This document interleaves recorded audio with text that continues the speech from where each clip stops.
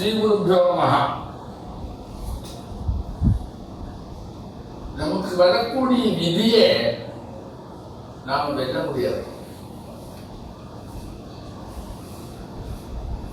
எது வரணுமோ வந்தே தீரும். அதை தடுக்க நம்மால முடியாது. அதுக்கு ஒரு ஸ்லோகம் சொல்லுவாங்க, ஹரிநாதி ஹரேநாதி பிரம்மநாதி சுரேரவி லலாட லிகிதா ரேகா பரிமார்த்தும் நசக்கியது. ஹரிநாதி விஷ்ணு, ஹரேநாதி சிவன், பிரம்மநாதி பிரம்மா. ஹரிநாதி ஹரேநாதி பிரம்மநாதி சுரேரவி எல்லா தேவதைகளும் வந்தாலும் லலாட லிகிதா ரேகா தலையில எழுத்திருக்க உனக்கு இதுதான் தரப்போதுன்னு இருக்க பரிமாற்றத்தை அழிச்சு புதுசா எழுத முடியாது. அப்ப அது வந்தது பரிதன்யம் பகத்தேவ, நடக்கக்கூடியது நடந்தே தீரும். இப்படி ஒரு வச்சனம் தர்மசாஸ்திரத்தில் உண்டு. சில இடத்துல அதை பலிக்கிறது. அதை நம்ம புரிய வைக்கிறதுக்காக எல்லாம் பூர்ணமா இருந்தா கூட நடக்காத போகும். சகல வசதி எல்லாம் இருக்கு, இருந்தாலும் என்ன காரணம்? அது விதி. அதனால ரெண்டுக்கிற விதியே முடியாது அப்படின்னு நம்ம சொல்லுவாங்க. அதுக்கு இதுல என்ன சொல்றா,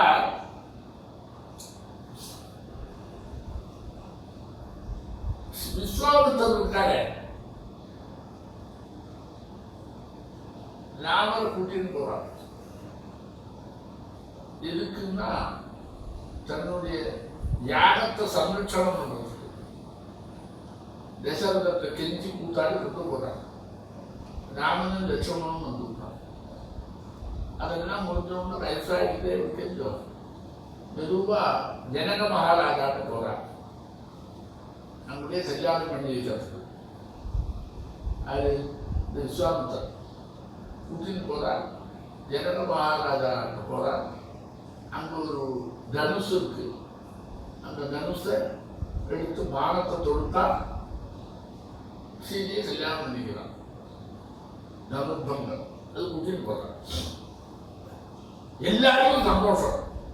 என்ன கொண்டு வந்து விட்ட கேஸ் ஆறு விஸ்வாமித்திரன், பெரிய ரிஷி.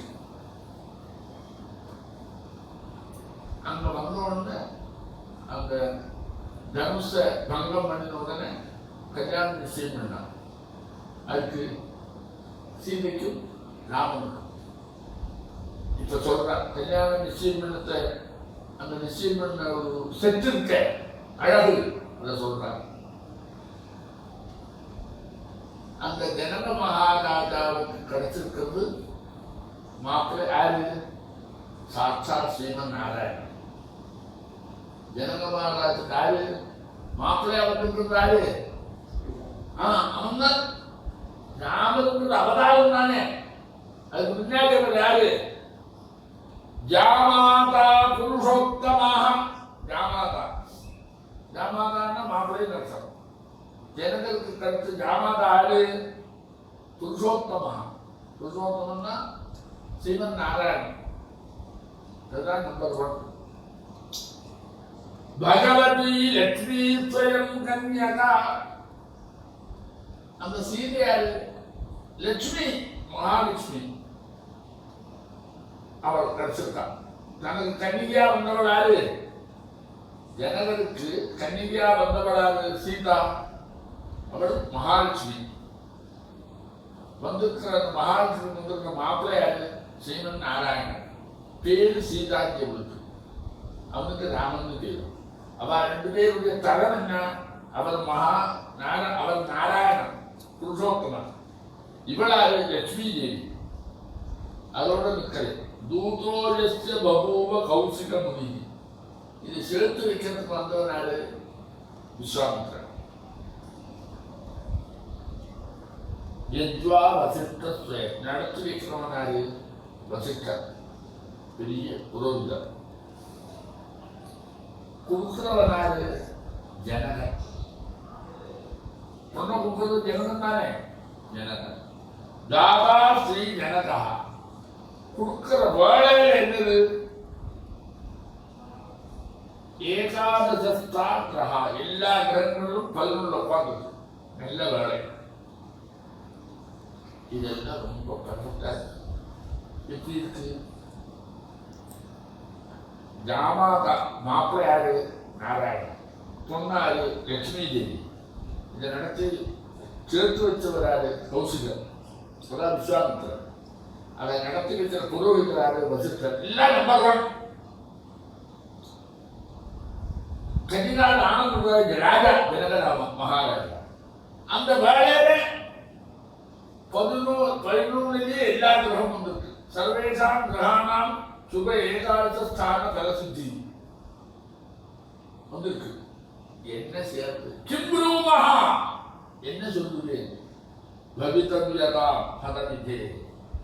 அந்த விதி பாரு, அது என்ன பண்ணிட்டு ராமோபி யாதோபனம், கல்யாணம் கையோடு வனத்துக்கு போயிட்டான். அது ரொம்ப துக்கம் தானே. கல்யாணமா எனக்கு வந்த உடனே வனத்துக்கு போயாச்சே.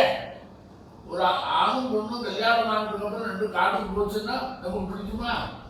அப்ப எப்படி வனத்துக்கு போனா? இத்தனை பேர் நல்ல வேலை ஆகுது, நல்ல வேலையிலே எல்லாம் பண்ணினதுக்கு அப்புறம் பண்ற மாதிரி ஒரு தோசை கேட்டு தான் இருக்கு புரிஞ்சும். எதுக்கு இதை சொல்றாங்கன்னா, எல்லாம் நன்னா இருந்தாலும் விபரீதமான தளத்தை கொடுக்கிறது அந்த தலைவி. எல்லாம் இருந்தா கூட விபரீதம். எப்படி சொல்றாரு பாரு? மாப்பிள்ளை யாரு தெரியுமா? ஸ்ரீமன் நாராயணன். பொண்ணாரு மகாலட்சுமி. மகாலட்சுமி. இந்த கேஸை கொண்டு வந்ததாரு விஸ்வாமித்திரர். இது 2 கரெக்டு தீர்மானம் பண்ணியிருக்காரு. இதை நடத்தி வைக்கிறவர் யாரு? வசிஷ்டர். விதிவர். கன்னிகாதானம் பண்றவன் யாரு? ஜனக மகாராஜா. அந்த வேலை எப்பேற்பட்டது? எல்லா கிரகங்களும் தரத்து கொடுக்குற மாதிரி நல்ல லக்னம்.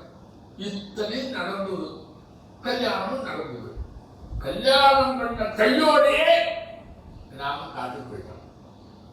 அவன் சந்தோஷமா இருக்க வேண்டியவா என்னாச்சு? காட்டுக்கு போயிட்டான்.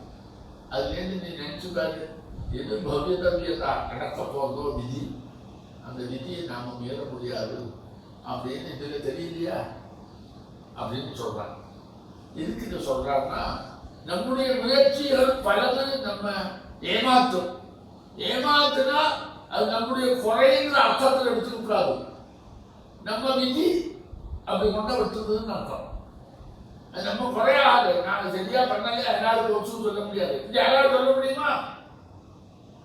அப்போ நம்ம ஜீவிதத்துல நாம நினைக்கிறதா நடக்கும்னு இல்லை. நம்ம நினைக்கிறது அல்லாமலே நடக்கலாம். அது நடக்கிறது என்னுடைய அசாமர்த்தியம் இல்லை, என்னுடைய தலையில் அப்படிதான் நடக்கணும்னு இருக்கு. அதனால அப்படியும் முன்பு தாத்பரியம் என்ன சொல்றேன். இப்ப நான் சொன்னேன்னா புரியும், எதுக்காக சொல்றேன்னு சொல்றேன். நாம சின்ன வயசுல ஒவ்வொரு தனி மனிதனும் மெச்சூரிட்டி வந்த உடனே ஒரு பிளான் போடுவோம். பள்ளிக்கூட்டத்தில் படிக்கிறோம் சாதாரணமாக இருக்கும். காலேஜுக்கு போக ஆரம்பிச்ச உடனே அவுட்லைன் போடுவேன். என்ன படிக்கணும், என்ன வேலை போகணும், வேலை எந்த வேலையில வரணும், எப்படி கல்யாணம் நடக்கணும், எல்லாம் பண்ணணும். எல்லாரும் சாமர்த்தியம் இருக்கணும், சாமர்த்தியம் இல்லாதவங்க போடுவேன். டாக்டராக படிச்சுட்டு வெளிநாட்டில் வேலை செய்யணும், நல்லா படித்த ஒரு டாக்டரே கல்யாணம் பண்ணிட்டு அப்படின்னு இன்ஜினியர் ஒரு இன்ஜினியர் கல்யாணம். இப்படி எல்லாம் அவாவா மனசுக்குள்ள ஒரு அவுட்லைன் போடுவா. எல்லாரும் போடுவா. விஷயம் தெரிஞ்சவனும் போடுவோம், விஷயம் தெரியாதவனும் போடுவான். ஆனா நடைமுறைக்கு வரவரு நடக்காது. அதெல்லாம் நடக்காது. டாக்டரா படிக்கணும்னு நினைப்பாங்க. வெளிநாட்டுக்கு போனதுக்கு போக முடியாது. இந்த ஊர்லேயே 24 டாக்டர் மாதிரி உட்காந்துருக்காரு. மறுபடியே வராது. இப்ப என்ன செய்வேன்? இவன் டாக்டர் தான். ஒரு இடத்துல வேலை விட்டு பெருசானா மறுபடி வரும். அவனே ஒரு சின்னதா ஆரம்பிச்சான்னா அப்பப்போ வரா கருத்து இருக்கணும் இல்லையோ? அப்போ அவனுக்கு நிம்மதி இருக்காது. இப்போ ஏதோ ஒரு குறை அவனை அழுத்தும். ஒருத்தர் இன்ஜினியர் படிக்கணும்னு நினைச்சான், கடைசியில் தோத்துட்டான். இப்போ இன்ஜினியர் போலையே எங்கேயோ கிளர்க்கா போகிறான், எப்படியோ போகிறான். பெருசாக உத்தியோகம் உள்ள பொண்ணை கல்யாணம் பண்ணிக்கணும்னு நினைச்சான், கிடைக்கவே இல்லை. அப்புறம் ஏதோ ஒன்று கல்யாணம் பண்ணிட்டாச்சு, அவனும் சரியா இல்லை. எத்தனை வந்து அதாவது அவன் மனசுல நினைச்சது வரலை. நீங்கள் எல்லாம் சொல்லுவீங்க, நான் ஒன்று நினைக்க தெய்வம் ஒன்று நினைக்க. இவர் என்ன சொல்றார்? இவர் அப்படிலாம் இல்லை, எது நடக்கணுமோ அதுதான் நடக்கும். அதை பகவானாலும் தாண்ட முடியாது, அவனுக்கும் அதே தலையில் எழுத்துதான் அப்படின்னா. தட்ட காலிலேயும் படும், கெட்ட குடியும் கடும் சொல்லுவோமே. காலில் ரெடி பட்டு விட்டா நடக்கிறவங்க அது விழுந்துட்டே இருக்கும். கொஞ்சம் ஆறே இருக்கும், காஞ்சி மறுபடியும் இன்னொரு காதுலேயும் விடும், கஷ்டப்படுவோம் இல்லையா? அப்படி நமக்கு அடிக்கடி பதே பதே விதிரம் மரபு சின்ன வயசுலாம் நாங்கள் அனுபவிப்போம். இது காலில் எரடிப்படும், அதை வச்சுக்கிட்டே போயிட்டே இருப்போம், மறுபடியும் அதில் படும். அது மாதிரி ராமர் ஒரு தலையில் வைத்திருக்க, அது இதோட நிற்கலை. அவன் அங்கே போய் வாசம் பண்ண போனான். எங்க போனான்? வனத்துக்கு போனாலே பண்ண சாலையிலே இருந்துட்டு இருக்கார், அவ்வளவுதானே. சும்மா இருக்கிற போது உண்டு இருக்கிற நாயருக்கு ஒரு வெளி தோன்றிட்டு சொல்லுவாட. அதுபோல இந்த அம்மா இருக்காட, அது சீதை. அப்படி பார்த்த உடனே அங்க ஒரு சொன்ன மானை பார்த்தா, அந்த மானை பிடிச்சு கொடுங்க. இந்த மனுஷன் இருக்கானே ஒண்ணுமே கேட்கல, இந்த மானை கேட்கிறாரு பண்ணணும்னு நினைச்சார். அப்படி ஒரு ஆசை ஒன்று. இது வரைக்கும் பொருளாட்டு ஒண்ணுமே கேட்காதுண்டா, ஒண்ணு கேட்டுண்டா அதுலேயே விழுவார். அவர் என்ன மானை பிடிக்க போறார். இங்க அந்த மானை பிடிக்க போய் கடைசியில் மானை அடிச்சு வதம் பண்ண உடனே இந்த ராமன் சீதையை தூக்கிட்டு போயிட்டான். அங்க போறதுக்கு மறுபடியும் அந்த விதி மாறுது. ரெண்டாவது வந்து அதை சொல்றார், அசம்பவம் ஹேமமிருகஸ்ய ஜன்மா. சொர்ணவான் என்கிற ஒரு பொருள் லோகத்திலே இல்லை. இல்லை, சாமானிய புத்திக்கே தெரியும். சொர்ணவான் எல்லாம் இருக்காதுன்னு தெரியும் இல்லையா?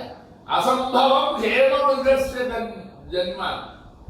அப்படி தெரிஞ்சும் ததாபி ராமோ லுலுபே மிருகாயா. இருந்தாலும் அந்த அதை பிடிச்சிருந்த வரையும் இவர் போனார். அவர் ராமருக்கு சொன்னோம், அவரும் மாணாவது கொடின்னு சொல்லலையே, அதுக்கு என்ன ஒழித்து தரேன்னு இருக்கா. ஏன் அப்படி தோணித்து? லோகத்திலேயே சொன்னமான் கிடையாதுன்னு இருக்கிற போது சொன்னமான கண்ட உடனே நான் பிடிச்சு தரேன்னு போறாரு. அது மாயா மாங்கன்னு அவருக்கு தெரிஞ்சதுலையே, அவ புத்தியில எட்டலையே. பிராய சமாபன்ன விபத்திகாரே, அவருக்கு ஏதோ ஒரு கெடுதல் வரப்போகுது சொல்லும் போது தியோபி பும்சாம் அருணி பவந்தி, மனுஷனுடைய புத்தி வேலை செய்யதாக போகுது. அப்போ அவருக்கு கெடுதல் வரப்போகுது, அவர் திடீர்னு போறான்னு அந்த ஆபத்து வர காலத்தில் அவன் மைண்ட்ல புத்தி வேலை செய்யாதே கொடுத்து இன்னத்தினால அது வர வேண்டியது அப்படின்னு ரெண்டாவது வகையில் முந்து. ஒரு தடவை கல்யாணம் பண்ணிட்டவன்னு வனவாசம் போக முடியாயிடுச்சு. சரி, வனவாசத்திலேயே இருப்போம்னு சொன்னா வனவாசத்தில் அவளையும் என்னாச்சு, அவளையும் கொடுத்துட்டாரே, தேடிதான் அலையானே. அப்ப அவருக்கு தோணுது, அதுக்கு ராமருக்கு என்ன தோணுது தெரியுமா? கைகையினாலதான் நம்ம வந்தான். அது கைகை ராமாயணம் தெரியுமே. கைகை இந்த வரத்தை கேட்ட உடனே ராமர் காட்டுக்கு போகணும். பரதன் இருக்காங்க, அவன் ராஜபாஜி மன்னன். அவர் கொடுக்கவே இல்லையே வரத்தை. வரம் கேட்ட உடனே மோகாசப்பட்டு விழுந்து விட்டார். இது கொடுக்கலை, படுத்து கொடுத்தார். ராமன் கேட்டான், என்ன அப்பாவுக்கு என்ன சமாச்சாரம்? ஒன்றும் இல்லை, ஒரு காலத்தில் எனக்கு 2 வரம் கொடுத்துருந்தார். நான் கேட்டேன், உன்னை நினைச்சு அதுக்குள்ள வாய உடனே எடுத்து படுத்து விட்டார் அப்படின்னா. என்ன வரம் இருக்கு?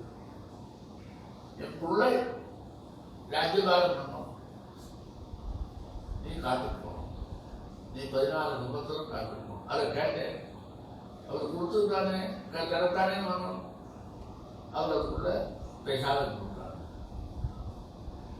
கவலைப்படாத, அப்பா என்ன உனக்கு வாக்தானம் பண்ணாலோ அதை நான் நிறைவேற்றேன். அது வாஸ்தவமா ராமர் சொல்லலாம். என்ன சொல்லலாம்? ரெட்டையும் எழுத்திருக்கணும், 2 ஆறுதல் இருந்தால் தான் நான் போனோம், அது இல்லாத நான் போக முடியாது சொல்லாமே. ரூல் பண்ணி இல்லையோ, நீ அவருக்கு கேட்ட அவர் கொடுத்தாதானே நான் போனோம். அவர் பதில் சொல்லலே சொல்லிட்டே, அப்பா ஆர்டர் போடாதே நான் எப்படி போடுறது? அது நியாயம் இல்லையே, ரூலுக்கு அகெயின்ஸ்ட் ஆச்சே அப்படின்னு அவன் சொல்லாமே. அது சொல்லாமே, அங்க ஆர்டர் போடாதானே போனோம். ஆர்டர் போட்டதுலேயே எப்படி போறது? ஆர்டர் வாங்கிட்டு தான் நான் போறேன் அப்படின்னு தானே சொல்லணும். ஏன்னா அவன் ராஜா, நான் ராஜா இல்ல. நானா தலையை போட்டு வாழ அடக்கலாம். அதனால அவருக்கு இந்த ஆர்டர் போட்டு அவன் போனோம், அவன் சொல்லணும், அப்பதான் போகணும்னு சொல்லாமே. சொல்லலை. இது அந்த புத்தியை கொடுக்கலை. அந்த புத்தி மாறிடுச்சு. அப்படியா அப்பாவா? அப்பா சொன்னதை நான் பேசுறேன். தான் உண்மையா போக வேண்டாம். ஆர்டர் தந்தாலே போகணும். சமன் இல்லாத ஆதரவாளா? கோர்ட்டில் சமன் வராதே ஆதரவாளோ? சொல்லலை. போனார். அப்ப எல்லாரும் கைகையை திட்டினான். அது அந்த கைகையை தான் இந்த மாதிரி கோலாகலத்தை பண்ணி ராமனையும் சீதையும் காட்டுக்கு அனுப்பி அந்த துளைக்கு போனோம்னு சொல்லி அப்படி கேட்ட உடனே தண்ணி விதவி ஆக்கிட்டார. இன்னும் 2 பேரையும் சேர்த்து விதவி ஆக்கிட்டான்.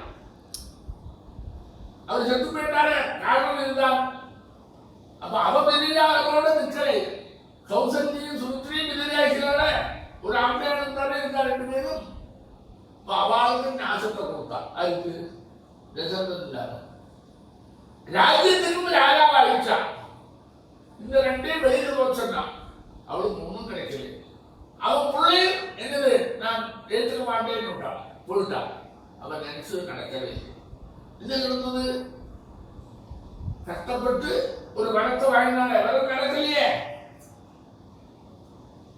அந்த வரம் அவன் வாங்குறதாக இல்லை. ஒரு மந்திரை சொல்லி கொடுத்தான். சொல்லி கொடுத்தோன்னு அது விளையாடிட்டு வாங்கினான். அவளுக்கு ஒன்றும் கிடக்கலை. அவன் நின்றுட்டான் பரதன். நான் எல்லாம் ஏற்றுக்க முடியாது, ஒன்றும் இஷ்டம் இல்லை, அதனால நான் போறேன்னு போயிட்டான். அப்போ அவளுக்கும் ஒன்றும் நடக்கலை. அவர் வரத்தை கேட்கறதுக்கு தயாரா இல்லை. ஒருத்தி சொல்ல உண்டோன்னு கேட்டால், கேட்ட உடனே வரத்தை கேட்ட உடனே அவர் கடத்து விட்டார். அதுக்கு வரம் கிடைக்கலை. ஆனா என்ன இடத்துல நடந்து விட்டு, இந்த கைகையினுடைய ஒரு வரம் பிரார்த்தனை இருக்க, அது எல்லாரையும் கெடுத்து விட்டோம். இதுவும் பௌத்த வீரா தானே, இல்லைன்னா வர வேண்டாமே. போயிட்டான். அங்க போனாரு. அது சீதை கூட்டிட்டு போனான். சீதையை ராமன் கொண்டு போயிட்டான். அவர் துண்டாடுறான். அது அப்ப சொல்றார், கையை பற்றி எல்லாரும் பொய் சொன்னான். அவள் எல்லாம் சொல்றதெல்லாம் பொய். கையை தான் விஷயம் தெரிவிக்கிறோம். அது துஷ்டையான கைகேயை வசத்தியா சொல்றாரு. அது நாம எப்படி சொல்றா தெரியுமோ, நான் இருக்க என்னை விட்டுட்டு அந்த பரதனுக்கு ராஜ்யபாரத்தை குழு அவங்களை காட்டு அனுப்பு அப்படின்னு அவங்க சொல்றதுக்கு காரணம் இருக்கு. ராஜ்யபாரம் பண்றதுக்கு உள்ள ஒரு சாமர்த்தியம் வேண்டாமா? யுத்தமேவை கைகேயா, கைகேயி பண்ணது ரொம்ப பர்ஃபெக்ட். ஏதாக பிரேசிதோ வனம், எங்க காட்டுக்கு அனுப்பினாலே அது தூரதரிசனம் உள்ளது, தூரதரிசித்துவம் அவளுக்கு இருக்கு. பின்னாடி வந்து எப்படி இருக்கு தெரிஞ்சிருக்கு. ஏன் தெரியுமோ? பெரிய ராஜ்யபாரத்தை ஏற்றுக்கிறதுக்கு அவளுக்கு சக்தி இருக்கு. ஏகா பாரியா நகர்ச்சிதா, தன்னுடைய பாரியை காப்பாற்றுறதுக்கு யோகியது இல்லாத ராஜ்யத்தை எப்படி காப்பாற்றலாம் அப்படின்னு முதல் சொல்ல வச்சா. இப்ப ராமாயணத்துல நடந்திருக்கக்கூடிய இந்த விஷயங்கள் அத்தனையும் பிளான் போட்டு நடக்கவே இல்லை.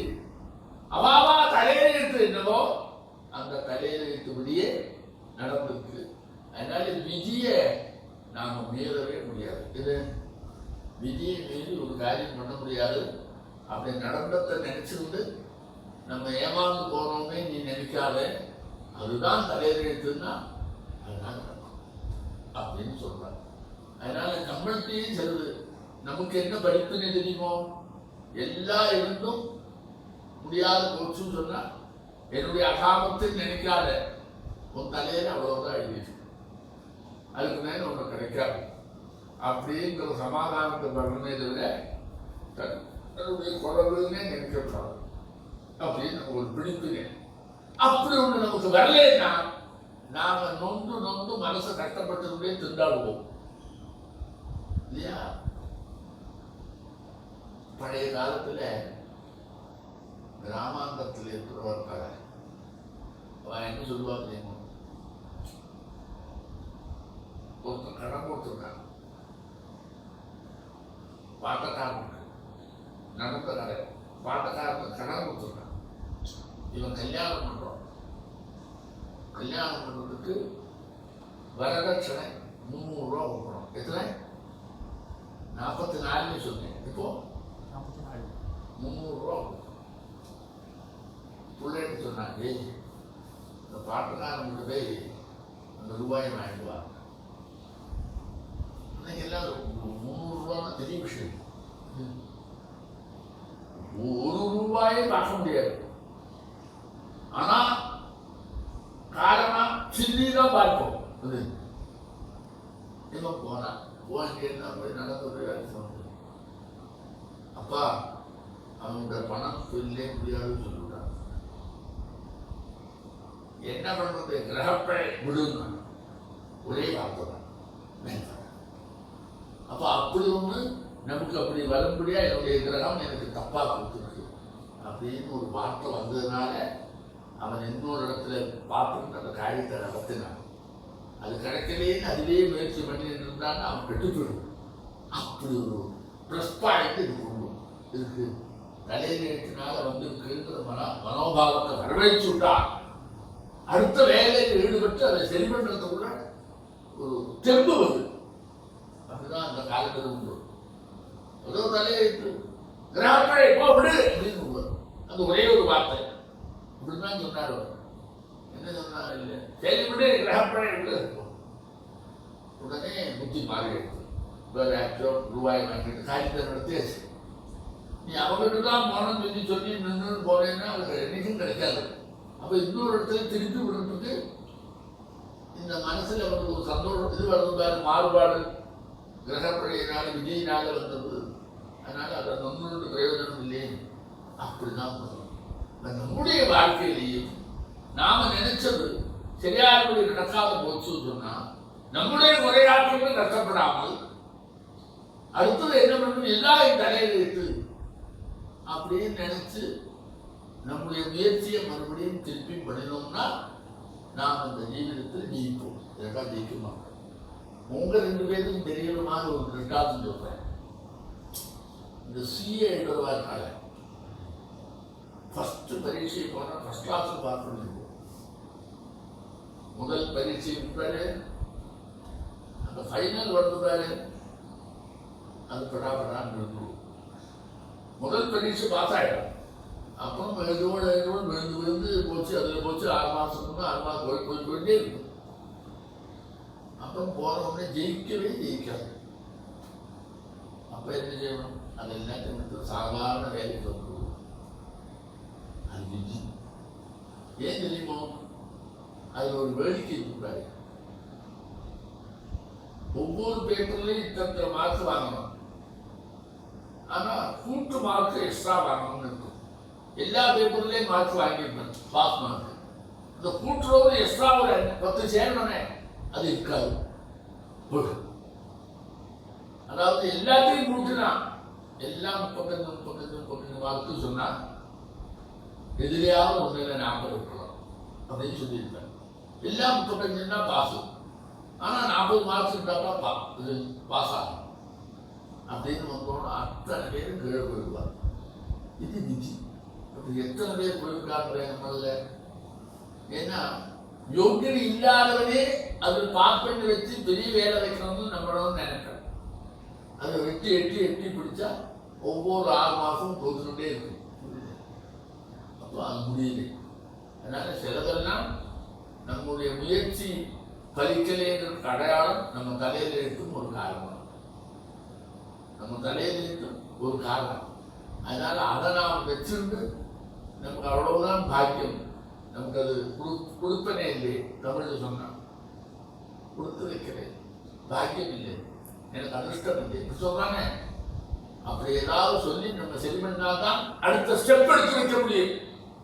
இல்லைன்னா அதுலயே சோர்ந்து போய் ஜீவிதமே நஷ்டமாயிடும். அதனால இந்த மாதிரி எல்லாம் நம்ம ஜீவிதத்தில் சந்திப்போம். சாட்சாத் ஸ்ரீமன் நாராயணனே ராமன அவதாரம் பண்ணும்போது கஷ்டப்பட்டான். அதை விடவா நாமெல்லாம் பிடிச்சு பகை வந்துங்க. ஒரு தடையோடு நிற்கலையே. கல்யாணம் சத்தசாகரே. கல்யாணம் ஆனவுடனே ராஜாங்கத்தில் இருக்கிறது பதிலா என்ன இருக்குது? அந்த ஊர் ராஜாதான் கொள்ள கொடுத்தான். உள்ள வரவே இல்லை. காட்டுக்கு அனுப்பியாச்சு.